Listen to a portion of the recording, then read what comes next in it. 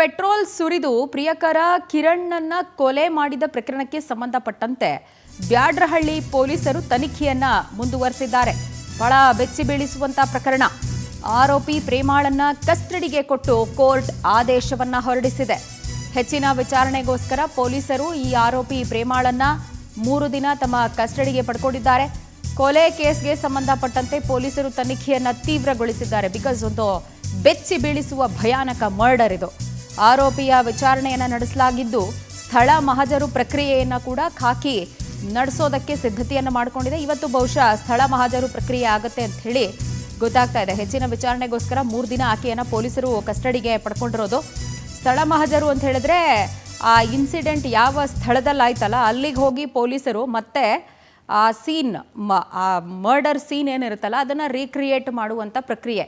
ಅಂದರೆ ಯಾವ ಜಾಗದಲ್ಲಿ ಯಾರ್ಯಾರಿದ್ರು, ಆಮೇಲೆ ಹತ್ಯೆ ಮಾಡೋದಕ್ಕೆ ಏನೇನೆಲ್ಲ ಬಳಕೆ ಮಾಡಿಕೊಂಡಿದ್ರು, ಆಮೇಲೆ ಯಾವ ಸ್ಥಳದಲ್ಲಿ ಆತನನ್ನು ಹತ್ಯೆಗೈದು ಬೆಂಕಿ ಹಚ್ಚಲಾಯಿತು, ಆ ಎಲ್ಲ ಸ್ಥಳವನ್ನು ಕೂಡ ನೋಟ್ ಮಾಡ್ಕೊಳ್ಳೋದು. ಅದು ಫೋಟೋಗ್ರಫಿನೂ ಹೌದು, ಆಮೇಲೆ ಚಾಕ್ ಪೀಸ್ನಲ್ಲೆಲ್ಲ ಮಾರ್ಕ್ ಮಾಡಿ ಅದನ್ನು ಫೋಟೋ ತಗೊಂಡು ದೆನ್ ಅದೆಲ್ಲವೂ ಚಾರ್ಜ್ ಶೀಟಲ್ಲಿ ಉಲ್ಲೇಖ ಆಗುತ್ತೆ ಆಮೇಲೆ. ಸೊ ಸ್ಥಳ ಮಹಜರು ಪ್ರಕ್ರಿಯೆಯನ್ನು ಇವತ್ತು ನಡೆಸ್ತಾರೆ ಅಂಥೇಳಿ ಗೊತ್ತಾಗ್ತಾ ಇದೆ. ಬ್ಯಾಡ್ರಹಳ್ಳಿ ಪೊಲೀಸರು ತನಿಖೆಯನ್ನು ಮುಂದುವರೆಸಿದ್ದು ಬಹಳ ಭಯಾನಕವಾದಂಥ ಪ್ರಕರಣ. ಪೆಟ್ರೋಲ್ ಸುರಿದು ಪ್ರಿಯಕರ ಕಿರಣ್ಣನ್ನು ಈಕೆ ಕೊಲೆ ಮಾಡಿದ್ದಾಳೆ ಅನ್ನುವಂಥ ಆರೋಪ.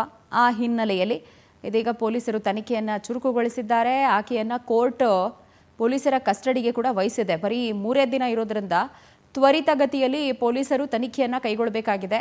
ಹಾಗಾಗಿ ತನಿಖೆಯ ಭಾಗವಾಗಿ ಇವತ್ತು ಸ್ಥಳ ಮಹಜರು ನಡೆಯುವಂಥ ಸಾಧ್ಯತೆಗಳಿದೆ.